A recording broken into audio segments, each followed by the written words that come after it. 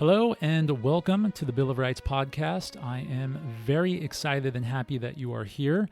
In today's introductory episode, we are going to go over a few terms and definitions that will help us better understand the Bill of Rights as we start to explore it in future episodes. For those of you who know my voice from previous podcasts, you may notice that today's monologue, I'm a tad under the weather, a little more nasally than I usually am. Hopefully that's not something that bothers you. I did not want to delay this show anymore. With us being a new show, it would be helpful if you left a 5-star review from wherever you're listening. And what would be the most helpful is if you shared us from wherever you do your social media stuff. Also, real quick, if you're listening from Spotify or Apple Podcast or any of those sites, these episodes are only going to be up temporarily. As of right now, I'm not paying to host these shows on a permanent basis. I'm kind of waiting to see if the show will take off first before I invest any more money into it. So going forward, if you want to go back and catch up on these first few episodes, you can do so by going to YouTube or Rumble. Just search the Your Bill of Rights podcast, and video versions of this show will be found on either of those sites. I will have a link posted in the description wherever you're listening. Okay, so enough free association from me. Let us dive into some very important definitions and terms which will help us better understand the Bill of Rights as we go forward. Without further ado, enjoy the show.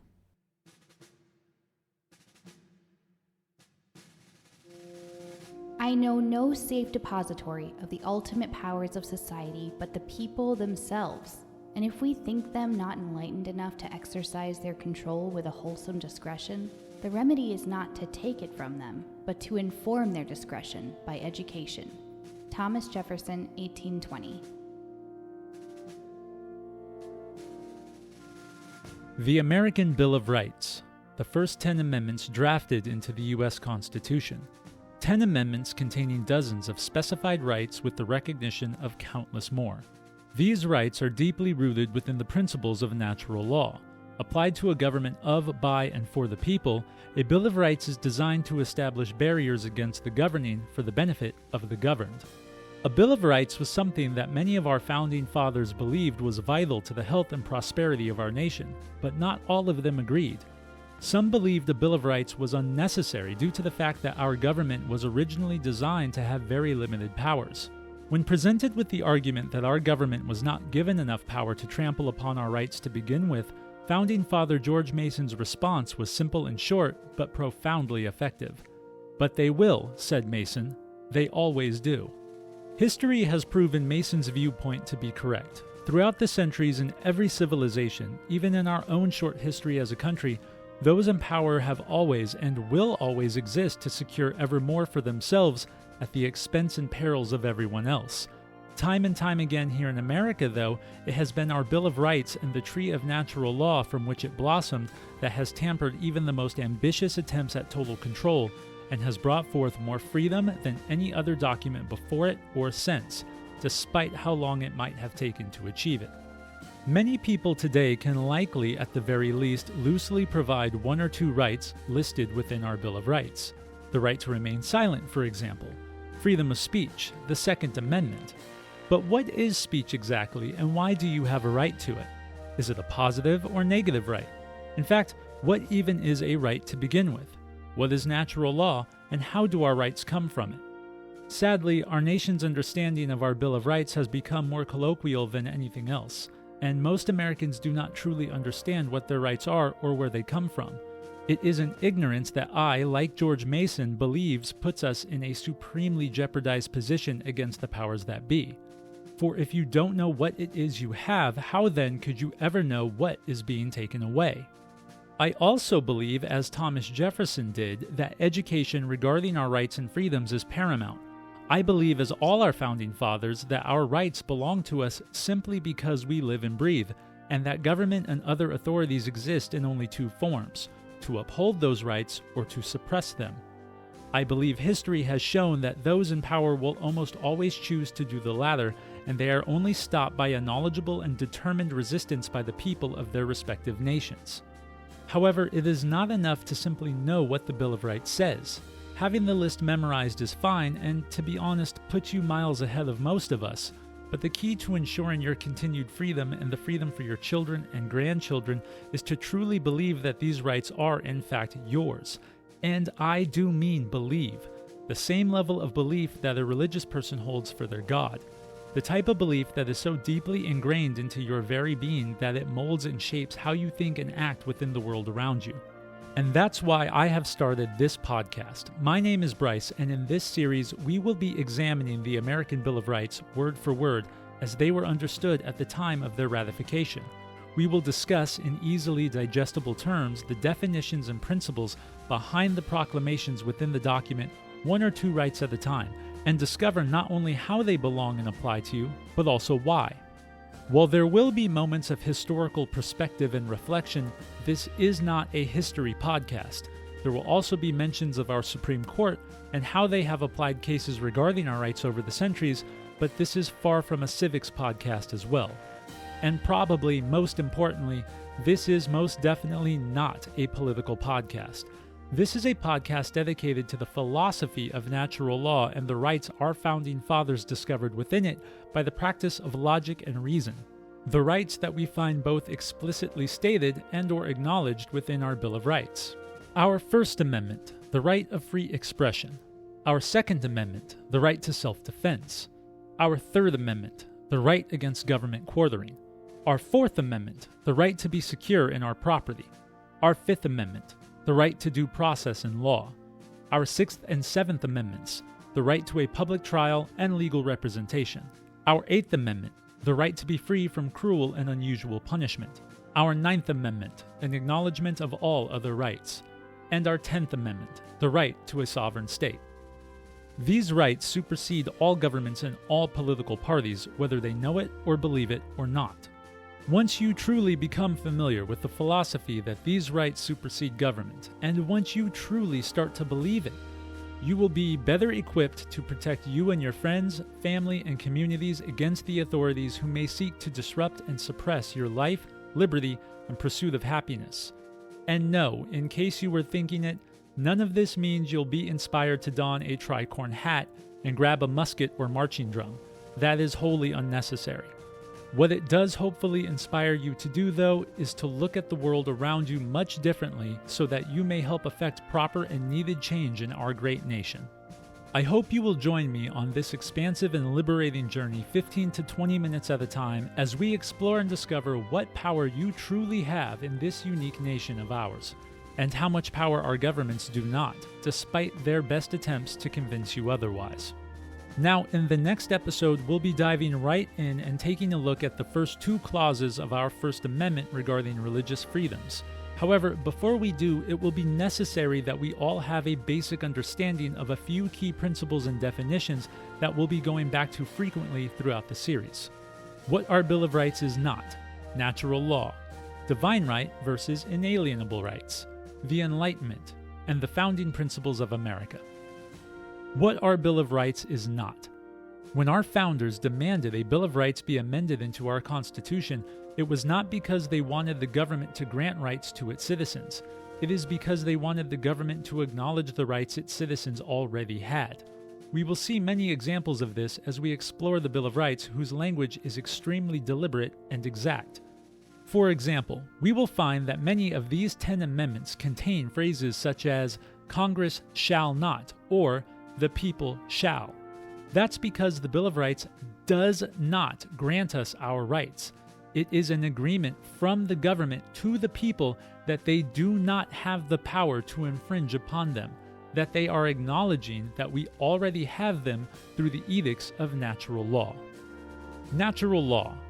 Natural law is basically the belief that the universe and everything within it works and moves in specific ways, thus being in its natural state. For example, a fruit tree, when left entirely unobstructed, will grow when fed by the sun and watered by rain. Once grown, it will bloom and bear fruit, which in turn will supply food, and its trunk may even provide shelter for other animals. Once consumed, these seeds of the fruit will make their way to the ground and create the next generation of trees, who will then repeat the process. This is the natural state of a fruit tree, and thus, as it is, The fruit tree exists in accordance to natural law. For a different example, we can look to an animal like the honey badger. This animal has claws and fangs that are used to dig itself shelter and hunt for food, as well as to defend itself. It has a voice used for communicating its desires to mate or to be left alone. When hungry, the honey badger will seek food to eat. To provide shelter for itself and its young, the honey badger will dig, and so forth. This is the honey badger in its natural state, and therefore, the honey badger exists in accordance with natural law, although this can be applied to any animal, us included. Natural law can be viewed from two very separate lenses: sophisticated natural law and primitive natural law. Sophisticated natural law suggests that while our honey badger friend will indeed eat other living creatures such as frogs, lizards, and insects, thus inarguably disrupting their natural state, he is not violating natural law. To explain this is simple. Frogs, lizards, and insects exist in their natural state as nourishment for other animals, just as other animals exist in part as nourishment for them. If this was not nature in its natural state, then all animals would naturally be vegetarians. However, they are not, and so the natural order of the universe is preserved. Sophisticated natural law covers much more than this, but we will explore that as this series progresses. Primitive natural law would suggest that our same honey badger friend hunted and ate those other creatures simply because he could, because he was bigger and stronger and therefore created his own right to feed off of smaller animals, whether he needed to or not. This viewpoint puts the honey badger's strength and power at the forefront of his reasons to feed rather than the need for nourishment. In this context, the lives of the smaller animals extinguished by the badger are indeed extinguished in an unnatural state and therefore go against the edicts of natural law. Divine right. Divine right has been the theory applied in some form or another to almost every government throughout history. Divine right is the practice of primitive natural law by the few at the expense of the many. History is filled with examples of kings and emperors who proclaim to be anointed by their god or gods, taking that which is not theirs simply because they were king. Whether it be land or women or money, they felt that because they had the army and the authority, that the world was their oyster, despite the chaotic and damaging effects on their people whose natural state was obstructed. Rights versus inalienable rights. Rights are entitlements, not necessarily of a natural origin and not necessarily in compliance with natural law, bestowed upon people typically through a governing body or law. We will be referring to these throughout the series as positive rights, meaning rights that require action to produce or procure. In these terms, it is helpful to think of positive rights like privileges, things that have to be given but can also be taken away. Inalienable rights, in contrast, are natural entitlements bestowed to all humans by the edicts of natural law. Given that natural law is the universe and all within it acting in its natural and unobstructed state, inalienable rights, then, are rights that belong to us simply by means of existing, man in his natural state, meaning they can neither be given nor taken away by any other man, governing body, or law. We will be referring to these throughout the series as negative rights, meaning rights that do not require action to produce them because they are naturally produced. In this view, negative rights can only be obstructed or unobstructed. The Enlightenment. Also known as the Age of Reason, the Enlightenment is a philosophical movement that aims to acknowledge and apply the edicts of natural law strictly through a logical, factual, and reasonable lens in order to better the state of man, and that particular forces that obstruct or otherwise disrupt that order have and would continue to create chaos. For example, it is a fact that all humans possess the ability to think. This is something we are born with. And since all humans possess this ability, then, logically speaking, it is reasonable to conclude that man in his natural state thinks freely. If man would be prevented from thinking freely, then man would be out of his natural state, and thus, chaos would ensue. It may help to better understand it in this way. Imagine, if you will, that you were prevented by, let's say, the government, from thinking any assortment of random thoughts that you and the rest of us do every day. That you were punished every time you did. If you've ever read Kurt Vonnegut's Harrison Bergeron or George Orwell's 1984, you might be able to envision what this could look like. What might happen to you during this intrusive process? Would you actually be able to prevent random thoughts that shoot through your brain 1,000 times a day? No, you wouldn't, because it is something that we naturally do. At most, you would go mad in trying to prevent the punishment from being inflicted. Madness would be the chaos created by the practice of the government attempting to suppress your thoughts, an exercise going against you in your natural state, and thus a violation of your inalienable right to think. For if the right to think was not yours by means of your mere existence, then your thoughts would be able to be manipulated without the inevitable ensuing chaos. This train of thought is a very simple, basic, yet effective example of the Enlightenment. We examined a human trait and explored what might happen if it was interrupted to conclude whether or not this trait was a product of natural law. Finally, the founding principles of America. Our founding fathers built this country by intertwining the principles of natural law and inalienable rights through the lens of the Enlightenment. They were well versed in the fact that governments had existed in opposition to natural law via divine right, and chaos followed every step of the way. One could easily point to war, for the most part, as a perfect example of this. An almost uncountable number of people sent to fight and die, their will be damned, at the behest and benefit of someone else. You could also look to the untold number of people imprisoned, fined, and even killed at the whim of a ruler or government who basically just didn't like what they were doing or had to say. Now imagine, if you will, what all those people, lost to history thanks to the edicts of kings and emperors more remembered, could have become if their governments were more in tune with their inalienable rights. What feats might have they accomplished, or wonderful things might they have invented, or works of art might they have contributed in their lifetime if not so suffocated by the edicts and taxes and laws designed to suppress them into nothing more than subjects to a king? In other words, what might those individuals have done if they had been free to live freely? Our founding fathers understood that divine right created a world where the rulers were above the ruled, where certain men were unequal from the rest, thus depriving others of their inalienable rights. So if this inequality sprouted nothing but chaos, as it did, then one can logically conclude that men are not in fact created unequal, but rather equal, as we all have the same inalienable rights. And if this is the case, then one can reasonably conclude that in being equal, no one man can interfere with another's natural state or his inalienable rights found within it. And since governments are only ever made by man, and one man has no more right over another, then government itself does not and will not ever have any more rights than the individuals in which they govern. Our founding fathers believed that a free society, whose rights were acknowledged by governing forces, could and would be a prosperous and vibrant society, whose lack of limitations would carry humanity into feats of achievement and advancement never thought possible before their time. Their beliefs proved to be correct almost immediately, and the evidence for this is both profound and inarguable. Since the recognition of America as a nation in 1783, a mere 241 years, there has been more innovation and advancement in technology, production, science, medicine, and wealth than any other time in human history. In a country where people were free to pursue their happiness with their inalienable rights intact, they did and created wondrous things, as there was no fear of the government accusing them of heresy or witchcraft, no government stealing their creative and intellectual property or taxing them into poverty. Our Bill of Rights has played a huge role in this miracle, and yes, this country is in fact a miracle. Society must have government to function properly. But government must function for the benefit of society, or else the existence of said government becomes chaotic and therefore pointless. The Bill of Rights stands to suppress the natural state of government who exists, even in its purest form, to offset man in his natural state, to violate his natural and inalienable rights.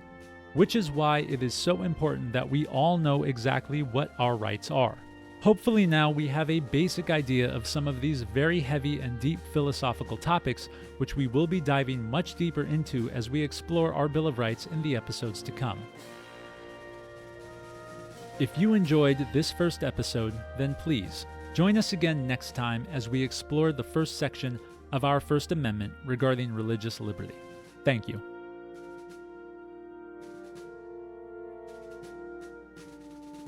We hope you enjoyed this episode of the Your Bill of Rights podcast by Jerkcat Entertainment.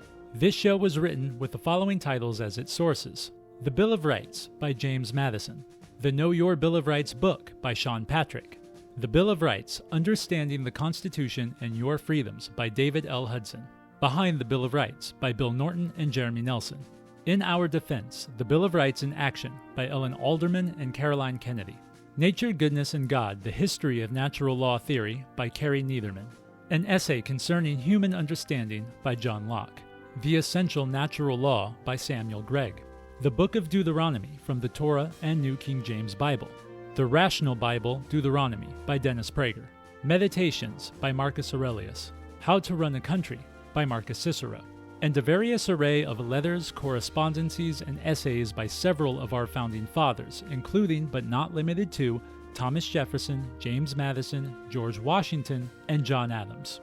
All music is from epidemicsound.com and is remixed at Beer and Bourbon Studios. A special thanks to Jessica Castle for the opening quotes. The Your Bill of Rights podcast is recorded, mixed, and mastered at Beer and Bourbon Studios and is a product of Jerk Cat Entertainment. Copyright 2024.